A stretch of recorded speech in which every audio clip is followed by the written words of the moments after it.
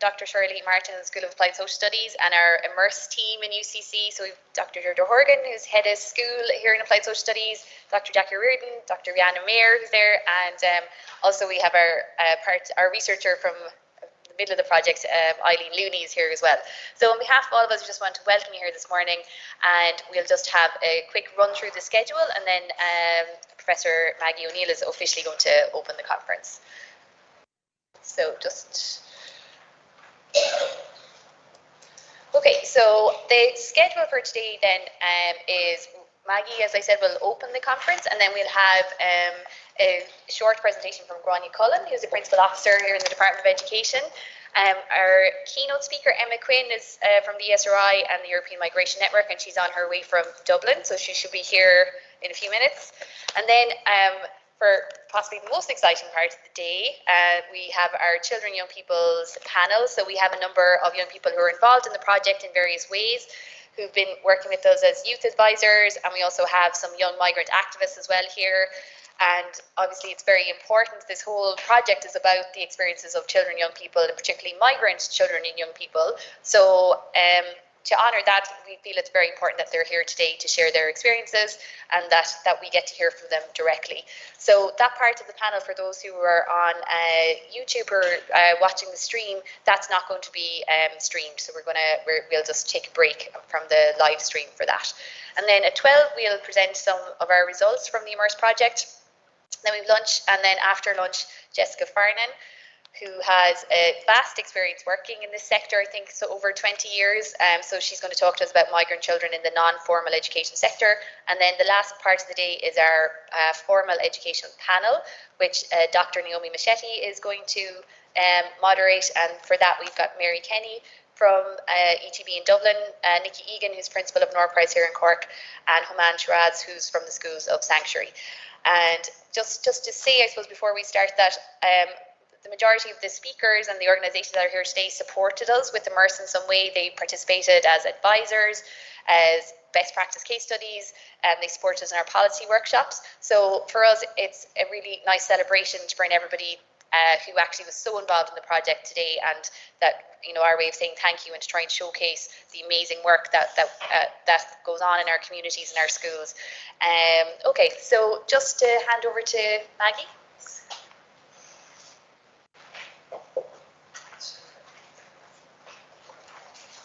Hi everyone, I'm absolutely delighted to be here to welcome everyone and launch IMMERSE H2020 European project, a 4-year multi-partner project, and particularly the findings on the integration of migrant children in the Irish education system. I'm really honoured to be here, I have to say, and it's fabulous to see you all, and particularly the young people. I'm really looking forward to your panel. The needs and experiences of migrant and refugee children are close to my heart, given my own participatory action research and arts-based research over a number of years on migration with families, young people, and especially those experiencing forced migration. I want to congratulate the IMMERSE team, Shirley, Deirdre, Jackie, Rihanna, and community partners, children, young people, teachers, educators, and of course Cork Migrant Centre. And who are part of a long history of deeply embedded, outstanding social science research across the social sciences at UCC, concentrated in or supported by the Institute for Social Sciences in the 21st Century, ISS 21. So if you'll bear with me, I'd like to say a few words about ISS 21. It was established in 2008 to develop, sustain and enhance research on the social, economic and cultural transformations shaping Ireland. ISS 21 was then, and still is, the focal point for interdisciplinary social science research that promotes the value of the social sciences in addressing key global and local challenges. And I think importantly, it's based upon a collaborative ethos of participatory and engaged research. There are 10 research clusters, over 150 staff across 19 departments, and all 4 colleges involved with many projects in ISS 21. ISS 21 are the lead partner with colleagues in health, business and law and the Energy Research Institute in a new initiative at UCC called Collective Social Futures. And Collective Social Futures is basically a research platform that connects all social science researchers across the university. And the question that Collective Social Futures asks is, how can the social sciences at UCC contribute to critically understand, reimagine and enact our social futures in more collective, just and sustainable ways? Well, I think the IMMERSE project answers this question in relation to the key global challenge of migration and the integration of migrant children in the education system. And this also involves comparative work across the broader project that comprises 11 European partners. So this is vital research. And it's research that ensures the inclusion of children's voices and experiences through child-centric participatory approaches. So IMMERSE 2020 leads the way in understanding and addressing the integration of migrant children. And so answering questions such as how welcoming is the Irish education system? What are the indicators of integration and senses of belonging? How can we support children in accessing and participating? And how does Ireland compare with other European countries, given the mapping of the integration of migrant children across the other European countries that are part of this broader project? One thing is for sure, our collective social futures are dependent on our children and our young people. They are the future. So if conducted ethically, with integrity and not as a token gesture, participatory approaches can enable the coming into voice for children and young people and their families, lead to better knowledge and understanding, can raise awareness and challenge stereotypes, injustices, inequalities and social harms, make visible people's experiences and ideas for change that might then impact upon policy, practice, policy responses, and maybe even legislation. Participatory approaches can provide important counter voices that document subjecthood amidst narratives of deeply painful experiences and migration journeys, and the resilience and courage of the people involved. So IMMERSE contributes enormously to these pressing social issues for our collective social futures. Thank you very much. Thanks everyone. Have a really great day.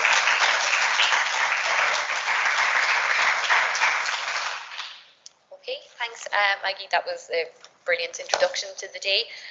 So our next speaker is Grania Cullen. So Grania is the Principal Officer with the Department of Education of their Social Inclusion Unit, and her areas of work include policy in relation to education at advantage, the DET programme, Traveller and Roma Education Strategy. And before taking up her role in the Social Inclusion Unit, Grania had responsibility for the department's response to the crisis in Ukraine, establishing the regional education and learning, and language teams. So thanks, Grania. I'm just going to set up your presentation.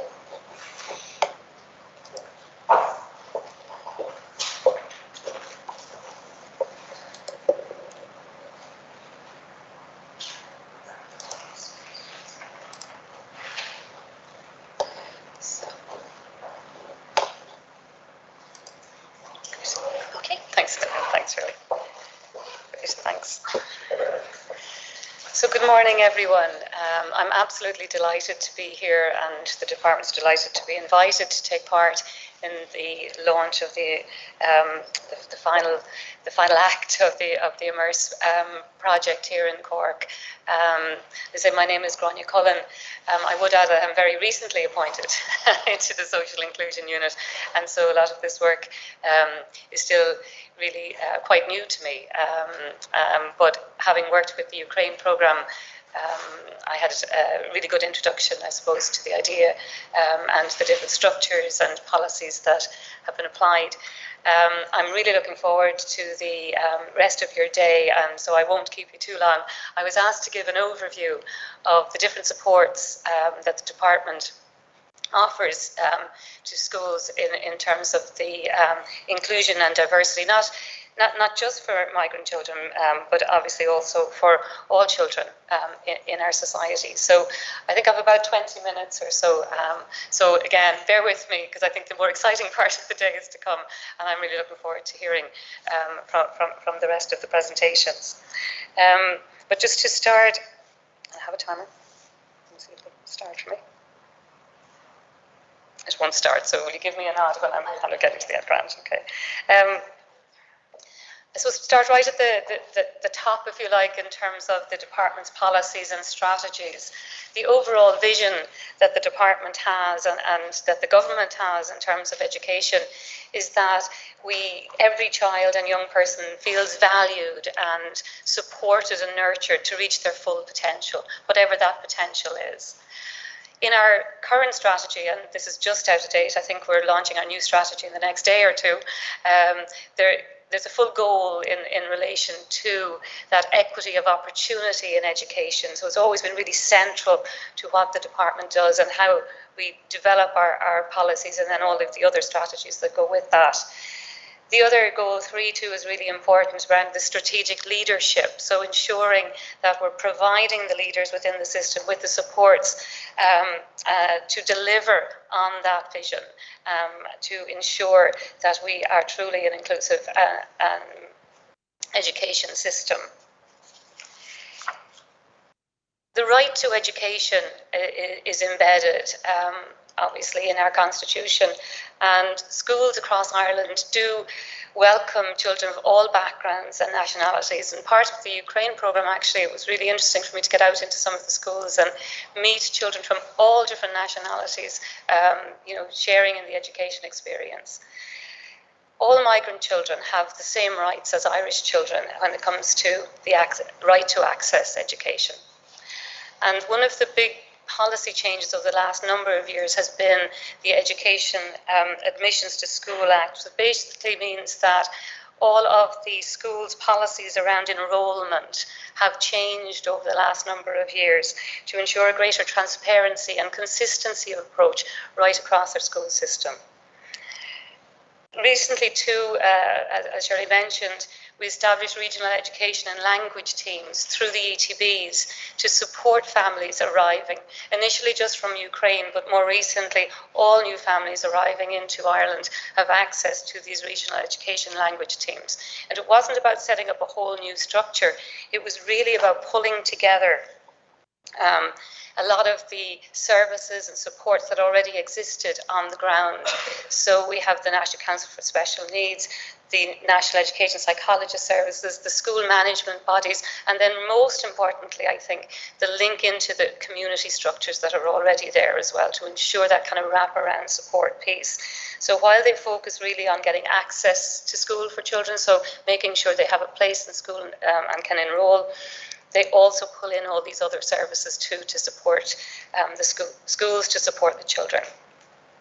I'm sure you're all very familiar with this picture, but I really like it. And I suppose as I came in new to the job, it's kind of go, yeah, I get it. That's the bit. The boxes under the little guy, they're my supports. You know, that's what we're trying to look at in terms of ensuring that equity. So it's not we give everybody the same. It's that some people need that little bit more, or some people need something different, and that's kind of the essence. So I really like that one. It's really good. So in terms of how we support that equity, what do we try to look at when we're looking at the policies and strategies, and how do we measure what we're doing? So how do we know? And I know that's part of what this project's been doing too, is trying to look at these indicators. And it's really tough, you know, because so many things influence what happens. But it is about access. So are children actually enrolling? Are we getting them into the school? And if we're getting them in, are they continuing to attend? So what is our retention rate like? What's the attendance like? Can we support them to come into school, to stay in school, to stay in through the system, through be that to the junior cert, to the senior cycle, onto the leaving cert? And then in terms of the achievement piece, it's that to their potential. So it's about what pathway is there for them after school, and how do we ensure, you know, that they have a pathway to further education, to higher education, to jobs. You know, and we try to judge ourselves then against those criteria. But looking at it too then from, you know, what what are the broad range of supports? And really it does come down to things like language and culture, well-being and mental health, that connectedness and belonging, and that I think is one of those themes that comes through a lot of what we're trying to do, and then achievement and attainment. But it's not all about achievement and attainment, it's that full potential piece, and I think that's important. When we look at an overarching government response to something, it really has to be, so the Department of Education and the system of education can play a really big part here, but we can't do it alone. So something that's really, really important for me in this job is trying to ensure this multidimensional, multi-layered approach. And that means lots of meetings and lots of different people and lots of different bodies. And, you know, that can be a little slow sometimes, a little difficult, because it's easier to go on your own. You know, you got a solution, you go on your own. But if we don't work together with all of these other departments, we're really not going to make the difference we want to make. So we can play our part. And I think from my perspective, in terms of the social inclusion unit, it's that we do that in partnership with others and that we drive that agenda. So there's a whole policy framework, and lots of you will be very familiar with all of these, so I won't go through them in any detail. Others of you are going, oh no, more slides, more words. So there are, though, these big cross-government initiatives now. In the last 2 or 3 years, this has really come to the fore. So you have the Department of Social Protection, which coordinates a roadmap for social inclusion. And that's really important because all the different departments have actions that they have to achieve within that. Joined up to that, the migrant integration strategy as well, the same idea, bringing all the departments and agencies. I should mention agencies too, because it's not just when I say department, I mean department and agencies, so that public sector piece is huge here. And the National Action Plan Against Racism is the same idea, that you're pulling everything in, it's actively challenging and actively tackling racism, which then the other two that I've mentioned there are both around the Traveller Roma work that the Social Inclusion Unit is involved in. So there is this very wide government strategy around Traveller Roma inclusion. We've just launched the consultation for the Traveller Roma education strategy. And I suppose the thing that keeps striking me around, you know, different groups and their needs is a huge amount of commonality. You know, in terms of the solutions and the supports that we can offer, that we have to look at that in a joined up way. So when I was thinking about what are the supports for migrant children and young people and their families and as they engage with the schools, I started first with, well, there's something in every school. Every school in the country has a very diverse group of children. And there is this kind of wide universal support for all. So I mentioned that well-being and belonging piece, and that sense of belonging. That's reflected in a department strategy. It's a policy statement on well-being, and it's really about that, creating a safe space for every child and every young person to learn. And it's about ensuring that the voice of the child is not just heard, it's listened to and acted on. So those models of including the child's or young person's voice in what's happening in the school is really important. I'm sure I'm missing a couple of fadas here, so apologies to the Gaeilgeoirs, but that's Cináltas is the name of the action plan for bullying. So again, that's about how do we actively stop bullying in our schools? What can we do? What are the actions we need to do with other bodies, within the schools, as we work with parents? You know, how do we prevent and address bullying? The NC, and I noticed my background is sneaking in here. I used to work for an organisation called NCVA, which was 100 years ago. That's wrong. It's NCCA, which is the National Council for Curriculum and Assessment, is currently reviewing the intercultural guidelines for schools. But again, every school must recognise and challenge prejudice when they see it within their school community. The TUSLA Education Support Service, so the education welfare officers, that service came back into the department in the last couple of years. So again, we're working very closely with them, not just on that regulatory part of their job, but really about supporting attendance and participation and hopefully retention in our system.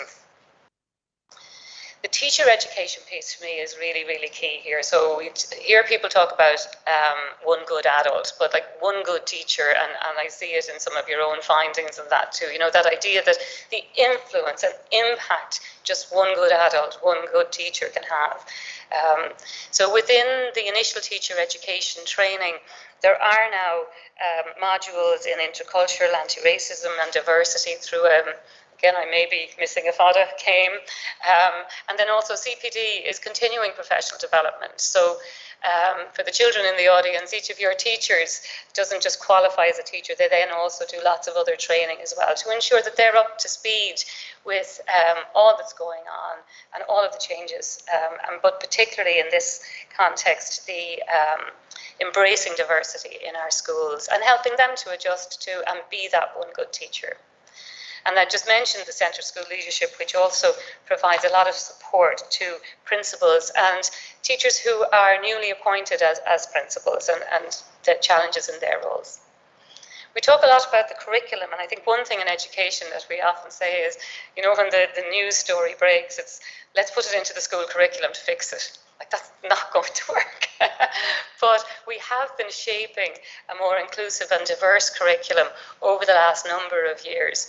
And this idea of celebrating culture and ethnicity and having culture days, or just so that all of the community and all of the children and the young people in the school and the teachers and the SNAs and the SETs and all those other good people that are around, that you know, they're aware of the different cultures and understand then maybe behaviours that happen in the school.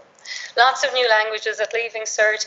Non-curricular languages is where you can sit a Leaving Cert exam in your own language. And it counts as a full Leaving Cert subject. So again, more of those coming all the time. We have a languages strategy, and I was interested to see actually when I saw this, there's 15 different languages now available in different schools in the 2022-23 school year. So, you know, it's really good. And I know you're going to be talking later about the EAL and ESOL support, so that English language supports, but they're also obviously an integral part of the response within the schools. Summer programs too were extended in the last couple of years to include English language, and then obviously all schools would have a lot of extracurricular programs, and that really important link to the community. So again, that idea that it's not the school alone, it's the school within the community, and trying to link schools better to those supports. There's an awful lot. I'm threatening at some point to try and do a map of all the different supports that are around this area. You know, I keep coming across all these new acronyms, and it might be just me struggling with them, but I think there's a huge amount out there, and I don't know if we're really making the best use of it. So through, I suppose, initially, just the scale of the Ukrainian response, a lot of things happened very fast within our school system, and a whole range of resources went in very, very quickly, and they continue there. But the schools can use those resources for all of their children and young people. So a lot of stuff in English language, extra staff, extra special education teachers, special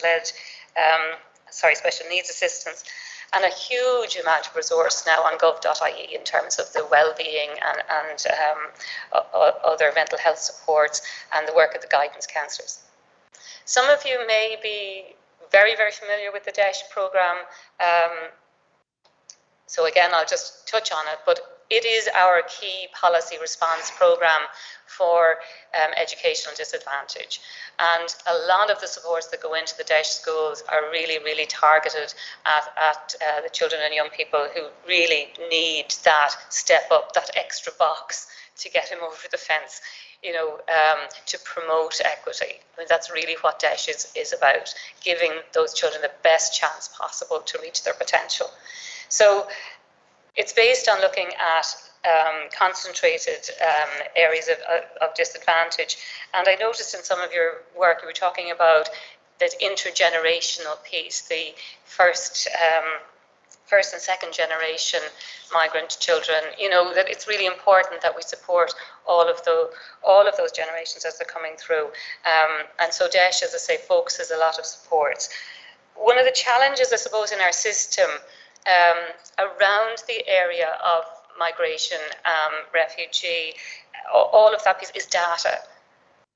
And there's a debate, I think, going on around the ethnicity identifier and how do we manage that, but without some way of actually, for us at the funding level for the system, being able to identify where children are, and then, identify the schools that need more of the supports. It's one of our big challenges, and it's one of those things that, at the moment, say on the Traveller Roma side, it's a self-declaration piece. So you're never really sure whether you're getting the right numbers, you're seeing the right profiles. And we do take nationality, but that wouldn't really indicate whether somebody is newly arrived or, and what their situation might be. But we do actually, in the designation of the DEIS and the DEIS bands, we do use the self-declaration of Traveller Roma, but also we do know from TUSLA the children residing in direct provision and in emergency homeless accommodation. So they're all things that feed into the algorithm behind the DEIS piece to identify the level of need. Not going to talk too long on this. Basically, these are the things that a DEIS school gets. There's extra money, there's extra people. I'd just draw your attention to two of them. I'm sure they're going to come up in your discussions later on during the day. It's the homeschool liaison and the school completion program. So we feel that they're really vital parts of our response, and we need to look at how to do those better. We're actually just beginning. The OECD are here next week to look at our DEIS program, and we have a big program of review going on, and each of these parts needs to be taken apart, looked at it, and then put back together so that we're really making the best use of what we have. Obviously, in terms too of supports, you'll know that we have this free primary school book scheme this year. I think there's a hope that we might manage something in the post-primary, in the very near future, not mentioning the budget that's coming up shortly, but we'll be fighting hard for it. There's the school meals program, reduced transport costs, so all of these things, and some of these comes from other departments, not just our own, but all of those really important things. So then just to finish, it was to hit on, and I know you're going to be talking about a number of these later on, but one of the things, part of that review, what we're trying to do is see, we've lots of pilots and tests and reports and all of those things. We're trying to bring them in together and look at them and see how will they actually influence our policies. So the first one I know is on your agenda later on, the Migrant Integration Project and the work of City of Dublin ETB there. The Migrant Teacher Project. PATH is not a Department of Education, it's actually a DFERIS, Department of Further and Higher Education initiative around increasing the diversity of the graduates in the teaching programs. And then there's a visiting Spanish teacher program, there's a foreign language assistance program, there's an awful lot of things around the system. I'd finish with this one. There's a pilot at the moment on counselling supports in primary schools. And I think the one thing that's really building within all of the work that I'm involved in now is this area of trauma-informed approaches and the importance of understanding where a child is coming from, what they've experienced maybe over a period of time before they arrived here, but also what they've experienced in their home the morning that they've arrived into school, if they've managed to get to school. Keep looking at all of the supports we're putting in, and then you stop and you say, well, what if they can't get to school? Like, what if they're just, we have experience, I suppose, of the child in the bedroom. COVID hasn't helped. There's kind of a shift in attitudes towards attendance that we're picking up around the system. And I think particularly for new arrivals, for new children coming into the country, no matter what the circumstance are coming through, this idea of understanding where they're coming from and then providing them with the right support. So lots of schools are doing things around therapies and counselling and extra counselling. Now that's not actually the Department of Education's responsibility, but you can't work like that. So I'm back to my circle earlier on, that we have to work with the HSE in order to ensure that therapists are getting into the schools. I keep looking at the safe space piece comes up, where children have got into school and they are there, they have a safe space. And can we bring more of the services from the community into the school, and how do we do that? As I say, in a very, a huge system with all sorts of agendas at every department level. I'm good. Yep, excellent. I'm literally last slide. That's it. Very good. So thank you so much. I'm delighted to be here.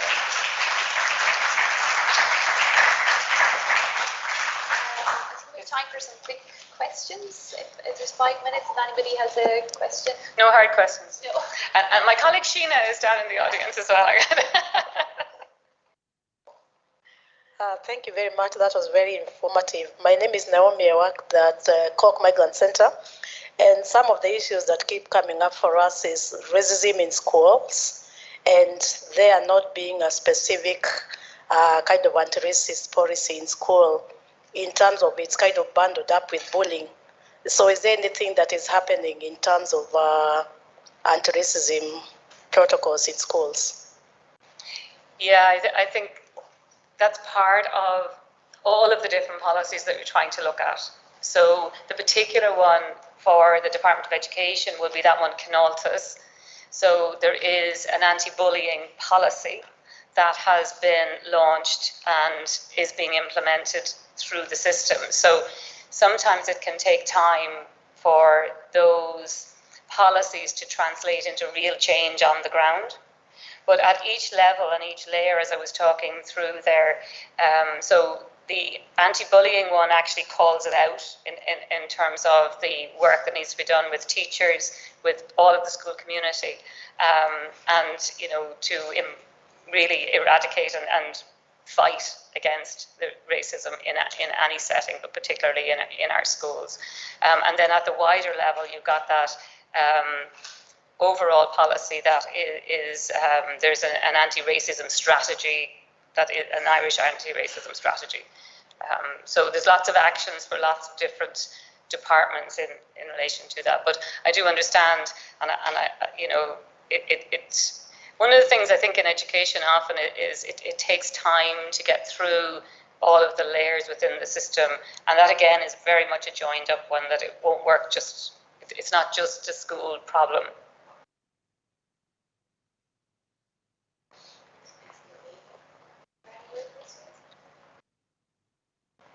Excellent.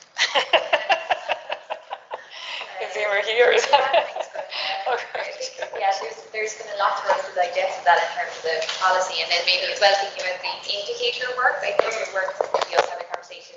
Oh yeah, definitely. About the data that we've collected and how we can support that. Yeah. Okay. Thanks. Thank you so much, Grania. Okay. So Deirdre, you're going to introduce the next person. I'll just set up the.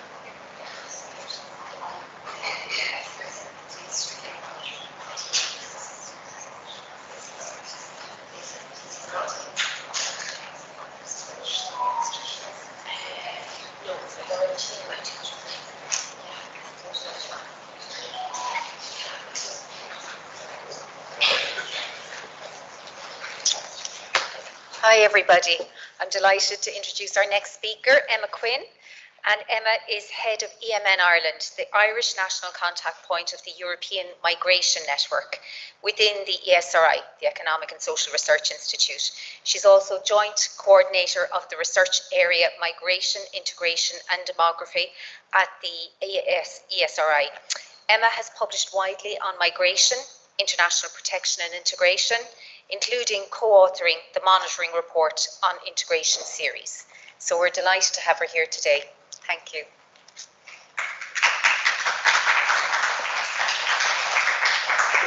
Good morning. You can hear me okay? So yes, thank you for the invitation. I'm really pleased to be here. As mentioned, my name is Emma Quinn. I'm head of the Irish National Contact Point of the European Migration Network, which sits within the ESRI, and I also publish with colleagues on integration-related research. As I say, I'm really pleased to be here today. My objective today is really to kind of give you a bit of a broad national overview of what research can tell us about how migrant children are integrating in Ireland, with a focus on schools in line with the proceedings today. And I hope then that that's going to give you some sort of a context, because I know you're working with migrant children. You have those one-to-one experiences that hopefully I can provide a little bit of context to. The IMMERSE project is one that I think will be hugely valuable to researchers, to practitioners, to migrant children, and it's something that the ESRI is really pleased to have the opportunity to contribute to today. So I'm going to present two main studies that draw on the Growing Up in Ireland data. And at the outset, I should confess that I didn't author these studies myself, but the authors are really happy that we have this opportunity to insert those findings to this event. So I just want to mention them. So Frances McGinnity, Helen Russell, Merrick Darmody and Emer Smith would be the main authors involved in these two studies that I'll discuss today. So thanks Shirley, Jackie and Raina and Deirdre, and I hope you find this useful. So a quick overview then of what I want to cover.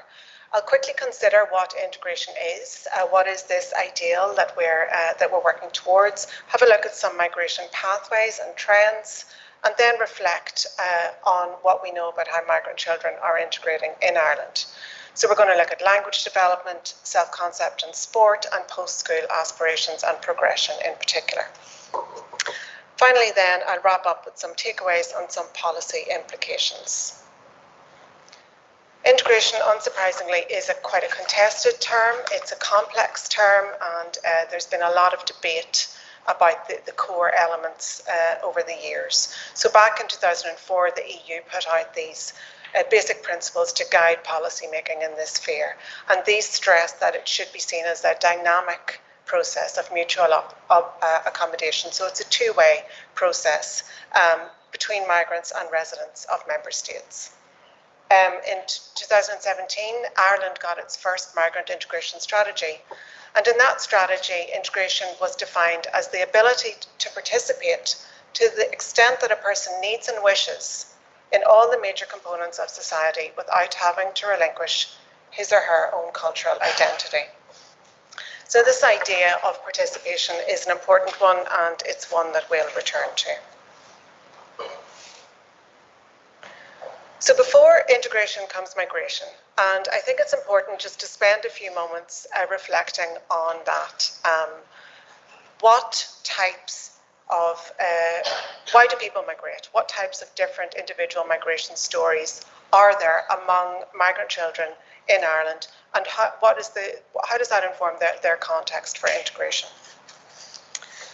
So why do people migrate? We often think of migrants as either forced or voluntary. So people may be fleeing a war situation with little or no control of where they might end up, as opposed to, say, for example, a migrant worker making quite a strategic choice about where they can make a better life for themselves. So in reality, people don't tend to fit in neat categories, and individual stories are much more complex than that. There's an RT Brainstorm article by my colleague Ciara Murphy in AMN Ireland that I would really recommend you have a look at, because it looks at this idea of migration happening where people both have the aspiration to do so for whatever reason, but also the means to do so, and that we should think of migration as kind of a spectrum of choices rather than these neat categories. And that gives us a little bit of an insight as to the stories, the migration stories around us. So Ciara stresses that migration is difficult, it's costly, it's immensely disruptive. And while the majority of people might have the means to migrate, the majority stay put And this is true even in zones of conflict. So research tells us that, you know, even in a conflict zone, there needs to be an individual threat or to a person or to their family members in order to trigger that difficult migration decision. So we're not talking about need categories, although I've just named a few of those categories here. We're talking about something more complex than that. And this is something that you're experiencing, I know, in your day-to-day work. So hidden within this chart that I think is probably familiar to a lot of us are those individual stories. And this just sort of summarises Ireland's migration story, which you can see really took off, migration really took off during the 2000s. And this was driven by a large peak in migration from within the EU following the enlargement in 2004. Important to note for today's discussion that migration tends to be driven by young adults, and the timing is often associated with a family formation stage of life. And we'll pick up this bump that we see in the GUI results that I'll present later. I just want to draw your attention to the navy block, which demonstrates the non-EU migration flows. And you can see those are also quite substantial throughout the period. If you look at the 2010s, the non-EU migration piece is substantial, and these are people coming for a whole range of reasons, to study, to work, to seek protection. And you can see the dip in relation to the COVID-19 restrictions, and then the recovery after that.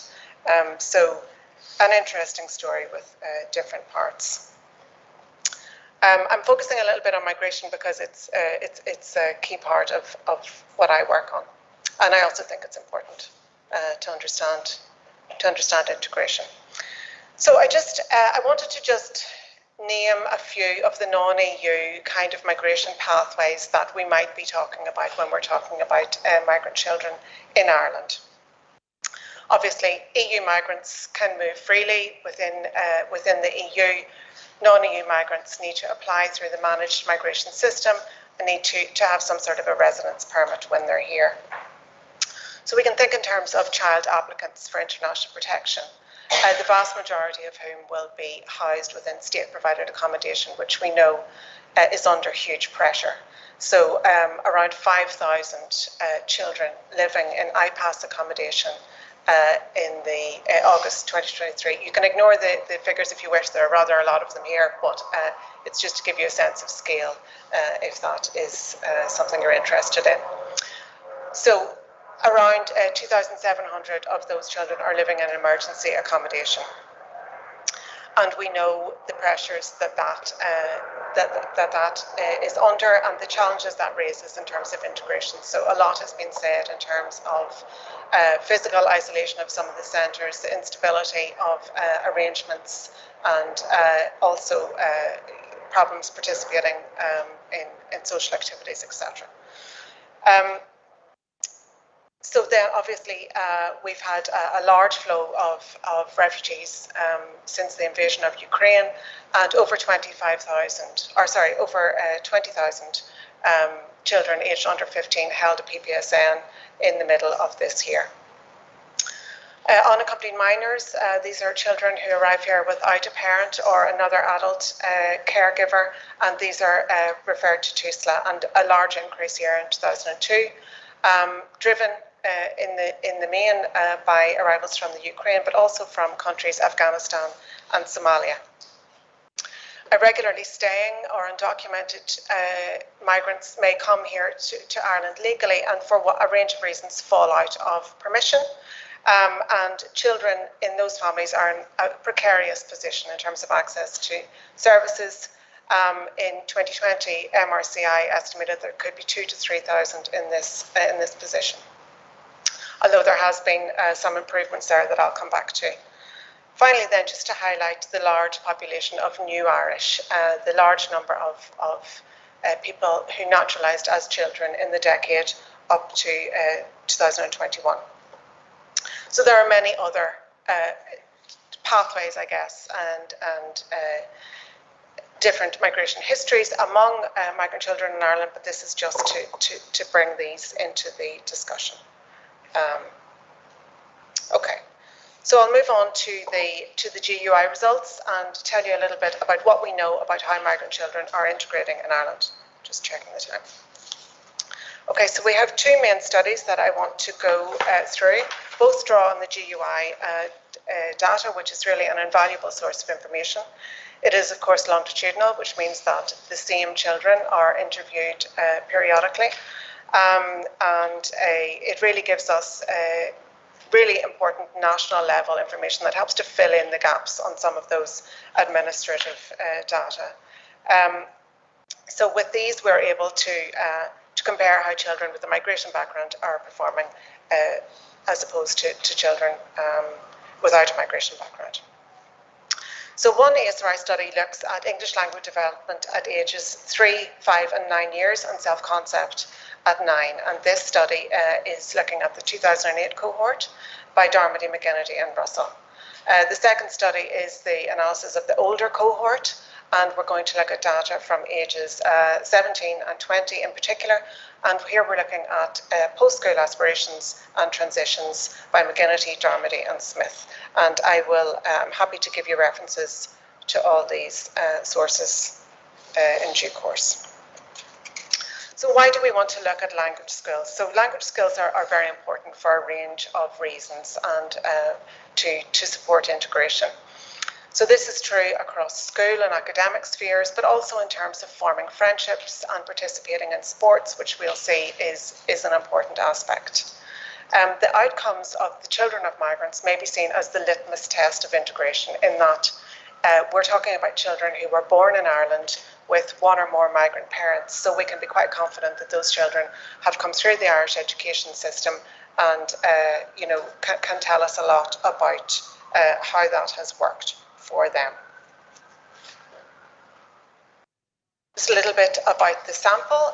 This is the 2008 cohort, and you can see that about 1/3 of the sample had at least one parent born abroad. We also had 11% of the sample with at least one parent who wasn't a native English speaker. As I said, all the children were born in Ireland. Some have one parent born abroad and some have both parents born abroad. The first wave of data collection was in 2008, when just over 11,000 infants were recruited. And these were then revisited in 3 more waves at age 3, 5 and 9. At ages 3 and 5, there were cognitive vocabulary tests, and at age 9, there was an English reading test. Also at age 9, we have this questionnaire on self-concept that presents some results from. Looking first at differences in access to preschool and school type. If we look at the top chart first, this is the percentage of children in centre-based care at 3 years. And we can see that there's a large amount of variation according to the parents' country of birth. But on average, children with a migrant background are in fact less likely to use centre-based care at the age of 3 years than children from an Irish background. And this is interesting because previous research has shown that children from a migrant background can in fact benefit from increased access to centre-based care. And in the second chart, we're looking at the percentage in DEIS schools at age 9 years. And it's probably not a surprise to see that children with both parents born abroad are more likely to be in DEIS schools. This is a finding that's come out in previous research. But note that the data here was collected before the introduction of the Education Admissions to School Act, so it would hope that that has increased equality of access. Now turning to the percentage of children with English as a first language, and we see some really interesting trends here. You can divide this chart, this slide in two really. So on the left side, we're looking at the country of birth of parents, and on the right side, we're looking at parents' linguistic background. And we can see that children with English as a first language, whose parents are both non-Irish, so just over half of those children have English as a first language at age 3, and this increases quite steadily to reach 3/4 by age 9. So there's a progression there in terms of the children having English as their first language, and a similar trend is seen on the right side in terms of linguistic background. So this chart shows mean vocabulary scores at age 9. If we start at the bottom, we're looking at the parent's linguistic background, and we can see that where a child has two or a lone parent who's a non-native English language speaker, their mean scores are lower at 41 than where both parents are native English language speakers, it's 57. So there's a substantial difference there. In terms of country of birth, which is the next set of bars up, we see a similar trend. So where both parents are born abroad, scores are on average lower than where both parents are born in Ireland. And then in the top group of bars, we see quite a bit of variation in terms of the background of the specific country of birth involved, with parents from Eastern Europe, those children showing the lowest scores at age 39. So here I'm showing you just some quick results from the modelling. More information is of course available in the report. And we see that age 5 there are some groups showing particular disadvantage in their vocabulary score. But most of this disadvantage is accounted for when linguistic background is added. So that's the really important factor there. We don't see an additional effect of ethnicity here. So it is, again, parents' origin country and language control that is most impactful. So we do see an impact of children in disadvantaged school. On average, they have a lower vocabulary score, even after family background scores are added. There isn't an effect seen where there's a high proportion of migrants in schools. So high proportion is defined as over 20% of the school population being from a migrant background, and this is found to be not associated with reading scores. So this is a really interesting chart which shows the percentage of children in the lowest vocabulary or reading quintile at ages 3, 5 and age 9. So I draw your attention to the blue line, which shows us the proportion of children with parents who are both born abroad in that lowest quintile. So at age 3, this is really quite significant at 60%. And then at age 5 and age 9, we see a very significant drop here to reach 26%, which is actually only slightly above the red line, which represents children where both parents are born in Ireland. So this is interpreted by the authors as evidence of a lot of progress and quite a substantial progression there. So I want to turn to self-concept and participation in sports. As I mentioned, this is also based on GUI data from the 2008 cohort. Child self-concept is captured at age 9, and it's captured by way of a self-administered questionnaire. So the measure that is used aims to incorporate children's sense of their intellectual, educational, physical, emotional and social characteristics.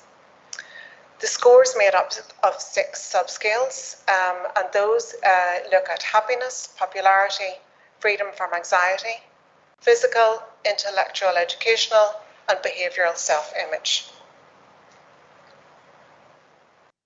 Here I'm showing you mean scores. So the scale in fact runs from 3 to 31. You can see that these scores are in general quite high. There are differences according to the country of origin here, but they aren't substantial differences. We do see lower scores among children whose parents are coming from Western Europe and Eastern Europe and Asia. The higher scores then are where parents are coming from Africa, UK and Ireland. So really quite interesting results there. Again, some results from the modelling. it was found that, in general, migrant origin children don't differ significantly from Irish origin children in terms of self-concept. So this is quite possibly, again, a bit of a positive finding. What the authors did find associated with higher self-concept was having two parents rather than one, parents with more resources, being a girl, no special educational needs, and playing a team sport. It was found that after all the controls were added, Western European origin kids had the lowest of self-concept, whereas African origin children had the highest self-concept. Participation in team sports is strongly associated with higher self-concept, and this is really interesting, and this is regardless of other background factors, nationality, ethnicity, etc. So just taking a bit of a closer look then at participation in sports, it's perhaps concerning then to see that the participation of migrant origin children in team-based sports is in fact quite a bit lower than Irish origin children. The same trend is seen with individual sports, although children with one parent born abroad do participate to a higher extent than children with two parents born abroad. So interesting findings, and it's certainly something that deserves a little bit more attention given the link with self-concept. And I know IMMERSE have looked at similar themes. I'm really looking forward to those findings later on to get more information on this. I want to play a short video if technology works with us. So this is a video from Diana Herskovesco, who is a student from Larkin Community College. She presented at the launch of the ESRI report, Children of Migrants, How Are They Faring? And I thought her reflections on her complex migration story and how she has integrated in Ireland and the role that her school played and the crucial role that her teachers played, I just thought it was really interesting and it would add a lot to this discussion. So I'm going to try and see if this will work. You can hear the lack of optimism in my voice.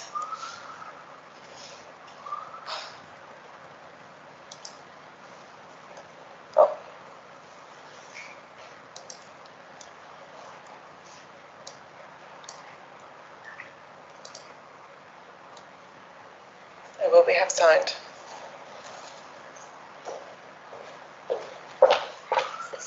This sound is working, is it?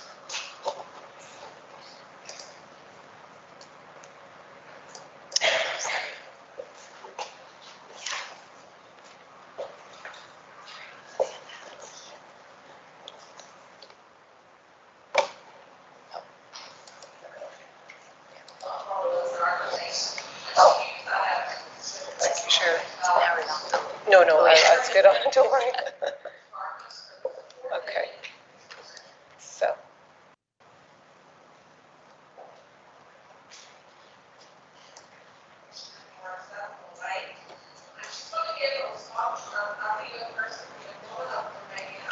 Can you hear it okay?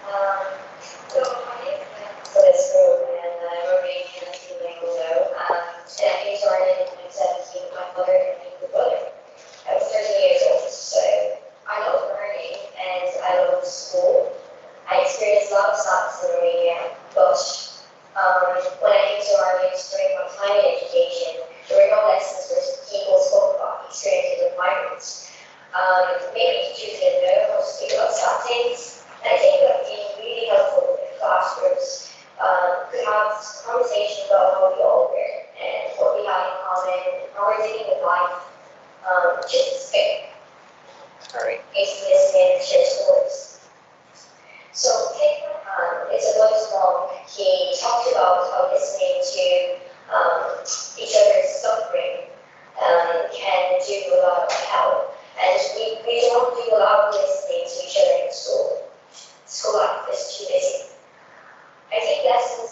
lot of music. I also understand how the world works a bit better. I also think a structured time for teachers and students to have important conversations like this about humans and being human are so important. I think some of my teachers are afraid of these kind of conversations, and some of our students too. It's difficult for you, so we can't really judge it. I had great friends in school from all over the world, but looking back, I really didn't understand the cultural differences between us, and especially how young men treat young women. There are cultural differences that, in my experience, can lead to stress and misunderstandings, and it would be really helpful if school had programs around consent and conscious bias. My father played well during my time in secondary school, and it was quite stressful. For me to find the best things carefully. He doesn't speak much English, and there is textbook school were mostly in English, and so I spent a lot of time translating for him. When we came to Ireland, we were offered emergency accommodation, and we had to negotiate social services to survive. I was 13 and I started doing this. And looking back, it was a heavy burden, but I had no choice. And it was in the end, and I usually had this training in school. Learning about this is so beneficial. What Professor I love learning, what matters to us when we're 15 is knowing who we are, knowing who we are, discovering ourselves. And sometimes the Irish education system ignores how humans develop, and we must examine what's the brain and what was information. Despite the system I have done well, I believe that this is because of the relationship I have with my teachers and our principal. Their loving kindness and believing me how to do academically and stay strong when things are tough. I'm currently in Trinity College studying computer science and business, and I have lots of friends, but sometimes I feel lonely, like a fish out of the water. And some of it is to do with the overwork and sadness I sometimes feel. It's just like an empty void, so I just can't put my finger on it. I'm so grateful for the relationship I have with my teachers and principal in our University College. And I hope the Irish education system will focus more on nurturing those kind of relationships. It gives all the process for common match. Thank you for listening to me, and I'm so grateful for being able to speak my experiences to you. Thank you. Yeah.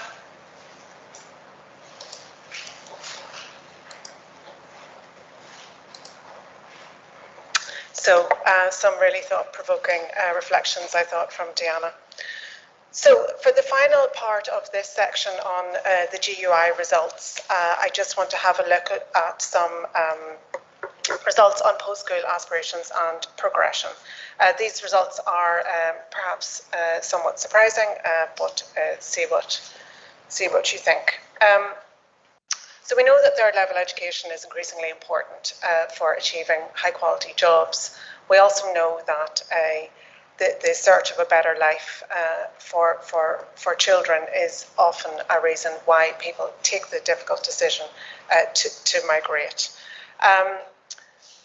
So migrant young people often have high aspirations and expectations of educational and labour market success, and their parents too. But we see internationally that may not always transpire to be the case. There may be certain structural barriers, and this has become known in the literature as the aspirations achievement paradox. So this piece of research set out to find out if in fact this aspirations achievement paradox was evident within the GUI data. Quick word on the 1998 cohort. There was just under 9% from a migrant background, here defined as a young person with both parents born outside of Ireland or a lone parent, and linguistic diversity within that also.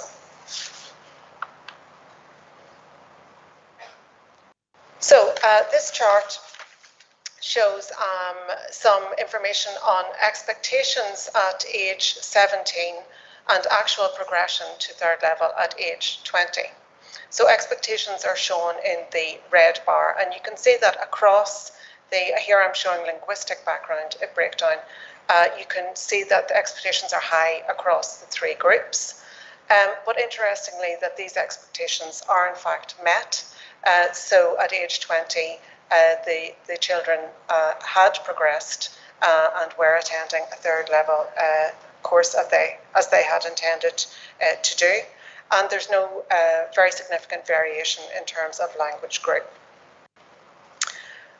So in terms of modelling, it's found that the authors find that there's no real evidence of this aspirations achievement paradox for this cohort of migrant origin young people in Ireland. Expectations are high and progression rates are also high. Lower expectations and lower progression rates were seen in DEIS schools even after controls were added.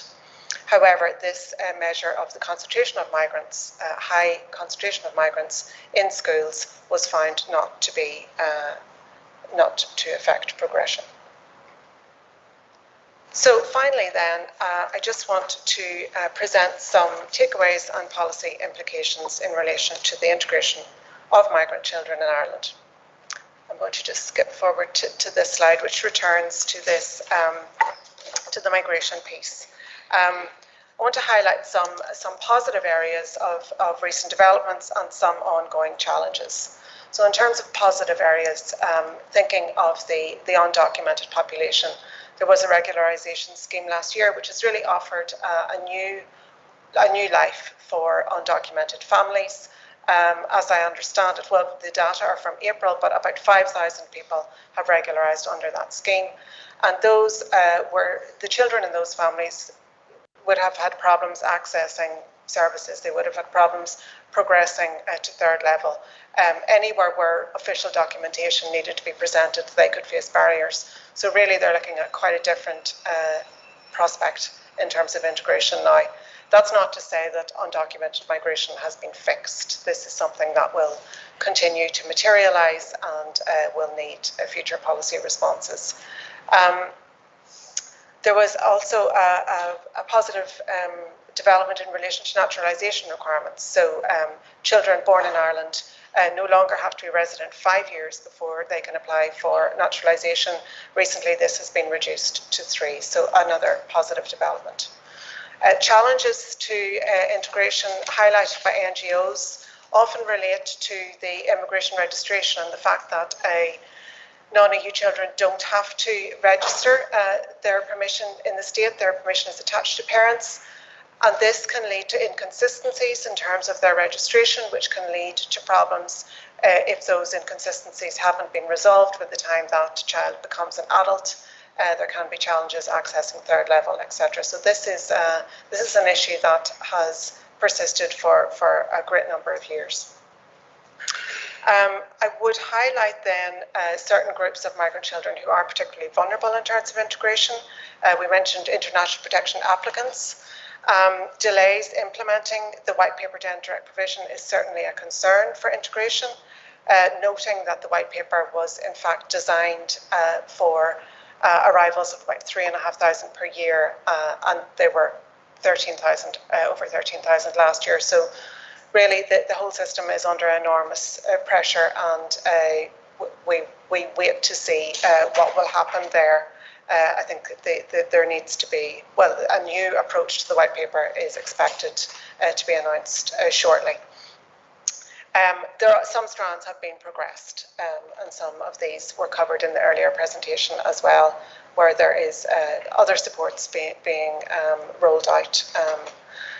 So I've mentioned in this group also include refugees, children from Ukraine as well, who are also in state provided accommodation under significant pressure. Just to mention then that undocumented children, unaccompanied minors, there are a range of different groups of children that face particular integration problems. Turning to language then, so we've seen that language skills are key for children and for parents. So the data show that there's good progression during the school years, but children with non-native English-speaking parents are remain at a disadvantage. And we can see that. So that really underlines the importance of adequate language supports for children and for parents. There has been critique of the existing English language system for adults education, the fact that that needs a bit more of a strategic direction. So we just highlight the opportunity within the new migrant integration strategy to maybe look at that in a more strategic way and produce a more coordinated approach for English language provision for adult learners. A related issue, and maybe some of the more expert people in the room can tell me, it relates to monitoring English language supports within schools. So it's my understanding that that's very hard to track because the resources are merged with other additional supports. So that would do with disaggregation. And I know there was an appeal in the last presentation for better data, and hopefully that's something that we will start to see, but that would be an important aspect in our view. So yeah, and then just to reiterate the fact that migrant origin children are more likely to be in DEIS schools, so to target supports there would clearly benefit them. In terms of self-concept and progression, we see some positive information, and maybe that's a good place to wrap things up. We saw little or no difference between migrant origin children and Irish origin children in their self-concept at age 9. The participation in team sports is clearly important, and the fact that migrant origin children aren't participating at the same levels is probably an area that deserves greater attention. In terms of expectations and progressions, the rates are high across all the nationality groups, but we do see these lower rates in DEIS schools. Just to mention that other research shows that the story doesn't end there. So there's a lot of research that shows migrant origin children progressing to adults may face other barriers within the labour market. So really the National Action Plan Against Racism is critical in ensuring equality of opportunity across the board post-education. So I have listed some of the resources here, but there are a lot more on our website, and I'd be very happy to point you in the direction of any references that you may need.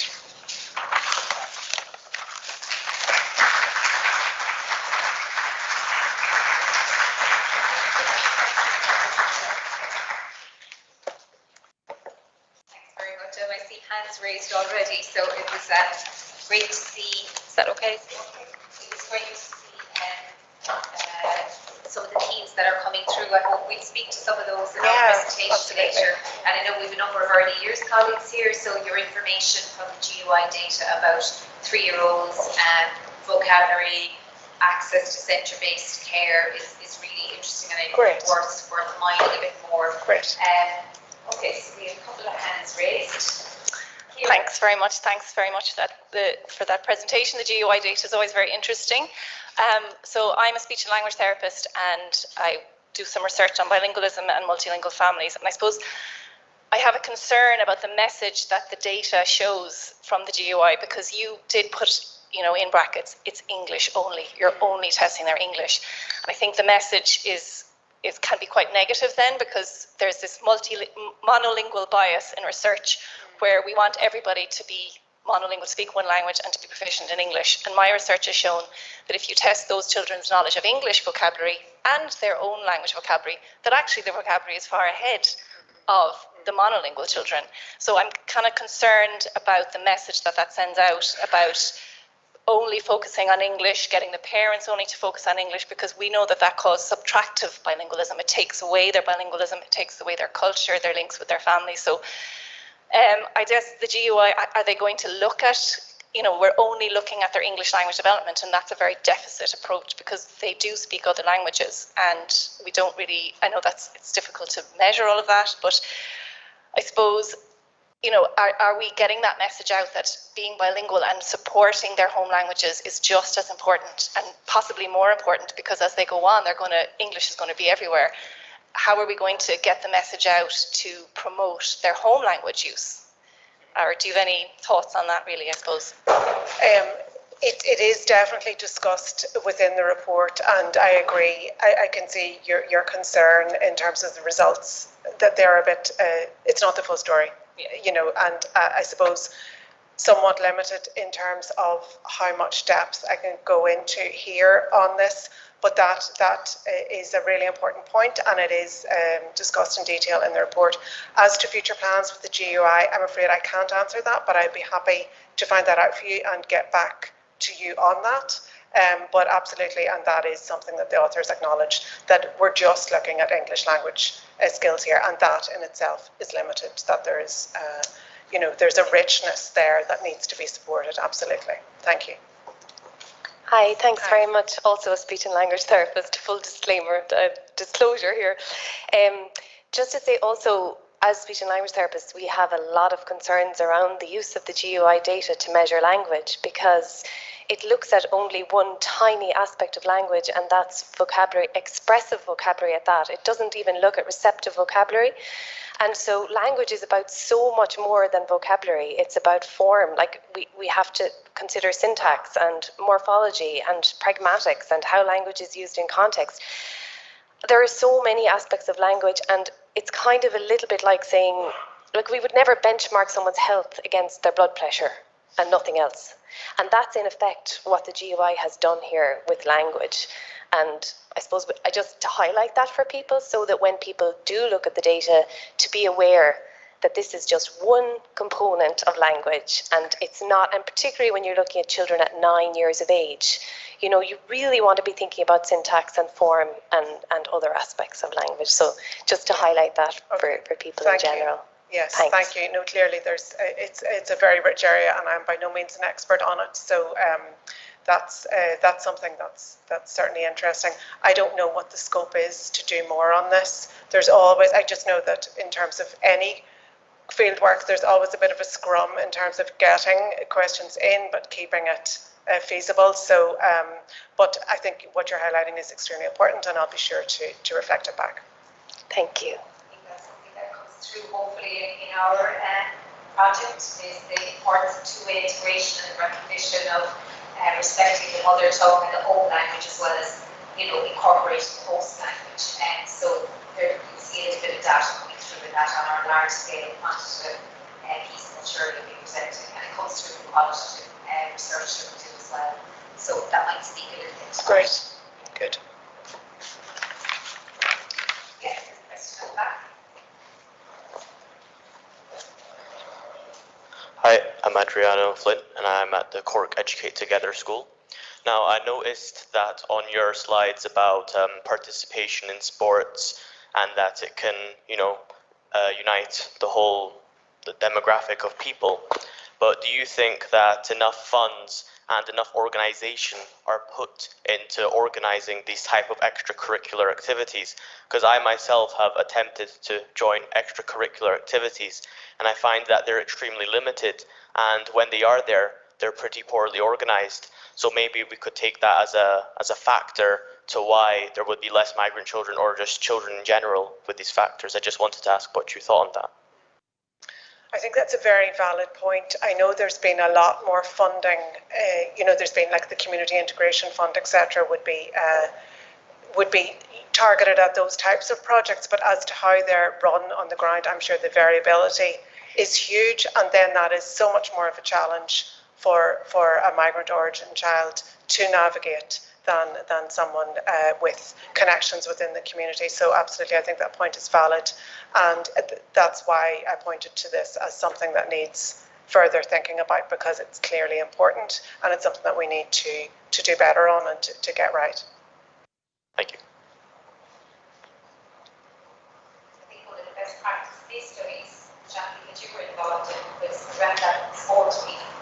Well, sport and community education kind of involved in relation to, I suppose, the limitations of funding and the limitations of sectoral funding, I suppose, as well. So that's, yeah, and very innovative and creative approaches, I suppose, to bridge those gaps. Okay, interesting. Any more questions?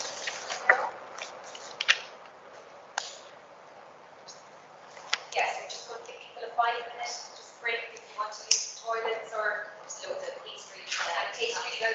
just while our youth panel sets up. Thanks so much, Emma.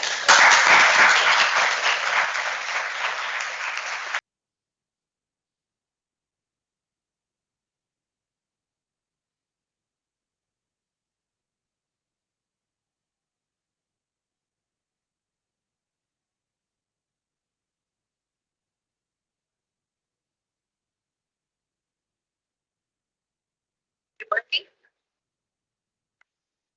Come up.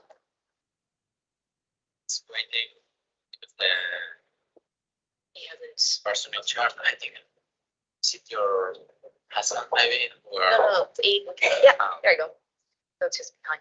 so let's say the presentation is so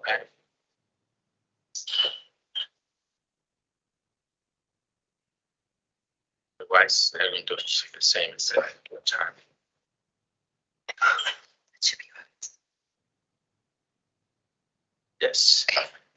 Thank you. Okay, thanks everybody. That was very emotional and powerful and kind of a good grounding as to why we're actually here. So we want to thank the children, young people who participated, and many of them are involved in the project in various ways as well. One of them, I won't name who it is, did work experiences with us for their TUI year, unless they want to be identified.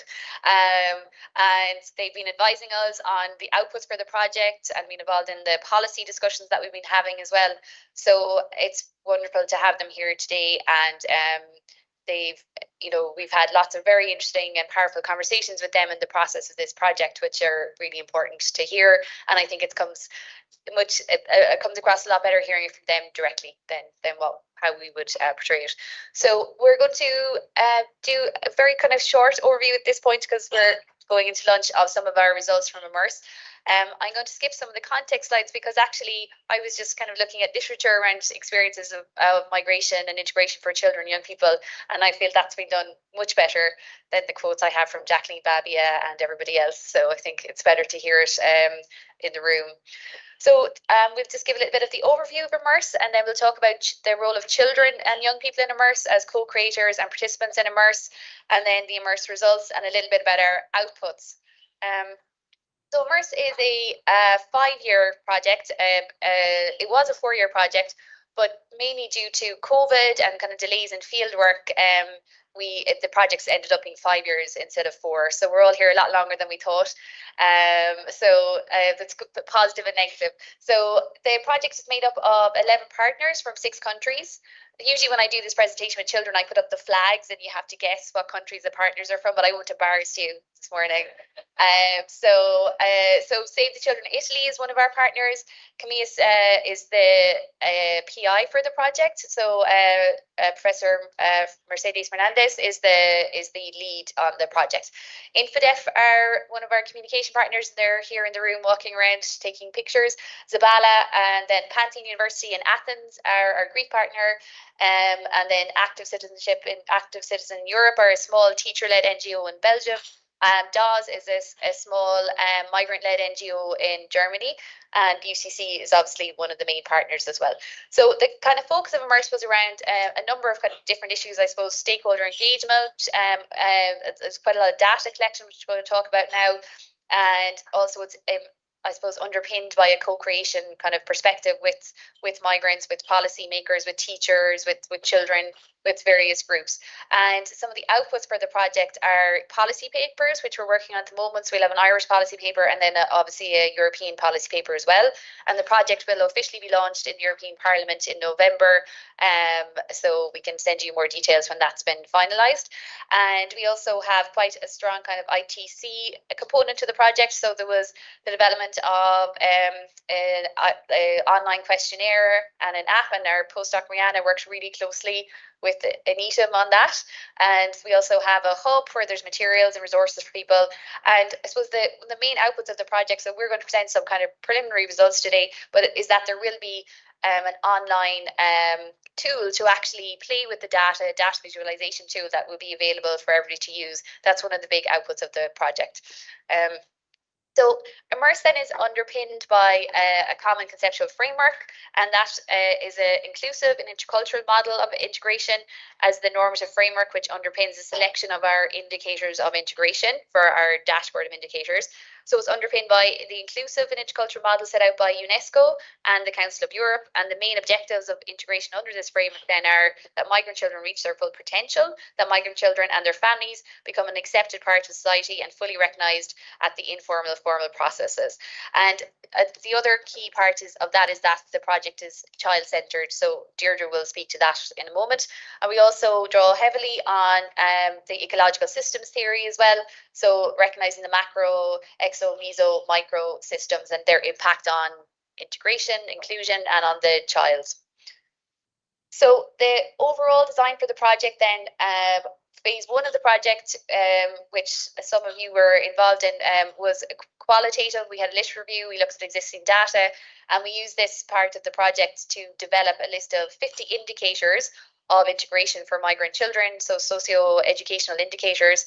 And from this, we developed our questionnaires. We also, I suppose, we used a Delphi validation method as well to test the indicators. And from that, they identified 30 key indicators, which we use now for our questionnaires and to underpin our policies and our results. The first phase of the data then led to the large-scale data collection, which was just finished just in June. So that took place in schools and non-formal education centres across Europe. And we'll talk about that in a minute. And then also it'll lead to the policy papers. So from phase one, then we developed our dashboard of indicators. And this is a set of 30 indicators of educational integration for migrant children in schools, looking at the macro level, so country, regional level, the meso, so schools and non-formal centres, and the micro, so looking at children and their families. And it's divided into 5 dimensions and outcomes, which reflect degrees of integration. So things like access to rights, language and culture, well-being, connectedness, education achievement. And these are clustered then, which determine integration of children. So particularly at meso level, things like political leadership, school segregation, availability of learning supports. So we have it in a table there, and then all of our kind of questionnaires and our outputs are connected to that identification of indicators. And our Spanish partners have written a couple of journal articles if people are interested in that as well, looking at the development of these indicators. So for phase 2 of the study, this is where we have our large-scale data collection.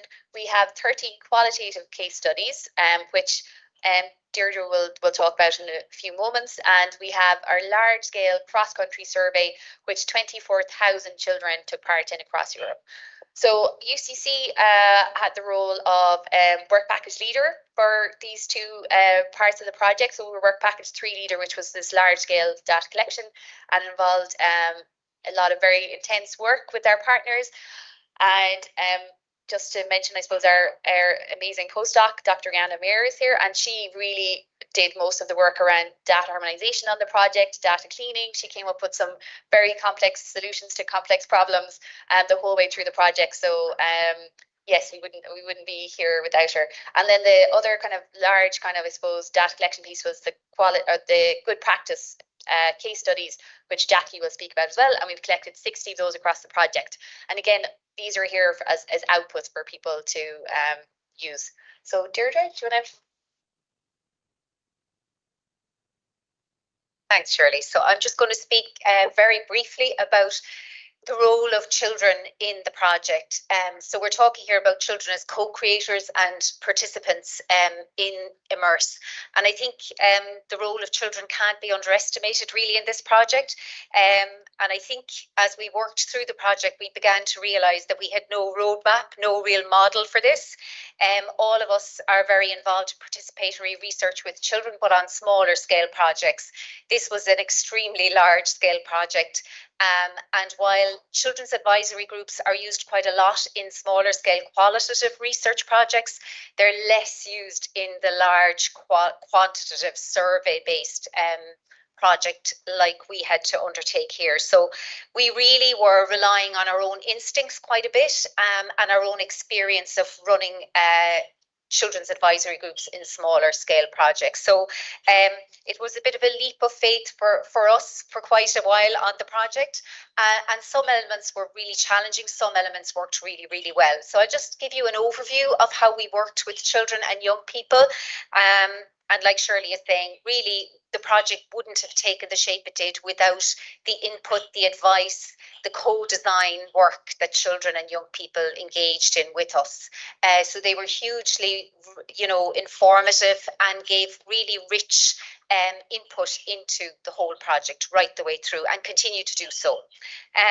So I suppose just in terms of the formation of our Children's Advisory Group, it was very much formed in the spirit of Article 12 of the UNCRC, the United Nations Convention on the Rights of the Child. The children have a right to be informed and to participate in decision making about their own lives, about things that impact them in their day-to-day lives.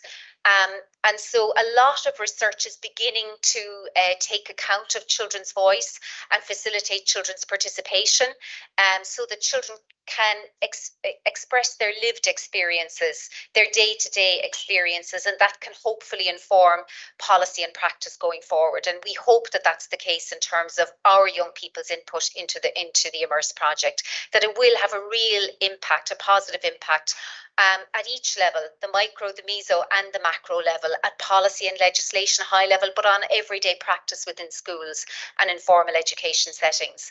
So we had 18 migrant and refugee children who advised us right throughout the project, and that is a huge ask, for children to stay involved over the long term. Initially 4 years, but it eventually ended up being 5 years to the project. And it's something we've reflected on quite a bit, how much of an ask it is for young people to stay involved and keep that commitment going when really there are very minimal returns for them. So the children and young people weren't research subjects, we weren't researching them, but they were very much informers and researchers alongside us.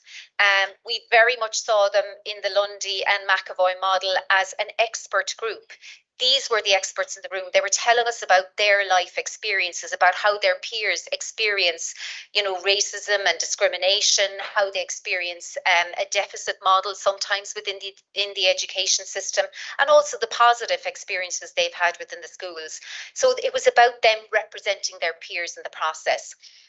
We very much took a collaborative research approach with the children and young people. We did our best to do that at all stages. So the children were very much seen as partners. In terms of the role of the Children's Advisory Group, their overarching role really was to advise us and to inform the research process. So although they weren't involved in the grant application, they came on board at the very early stages of the research in year one. And their role was, I suppose, we could describe it as really in three main forms. First of all, helping us to develop and validate and pilot our research materials. So from the qualitative through to the quantitative aspects of the research. Data analysis, which is ongoing. And then finally, dissemination of results through Instagram. They're helping us develop a child and youth friendly animated video to disseminate the results of the project, and also a child friendly report. So really there's lots of different aspects we could talk about, but I suppose one of the interesting things was data analysis with the Children and Young People's Advisory Group. A big part of the work that we did with the advisory group was capacity building. Anybody who works with child and youth advisors will know that's a big part of the work that you do.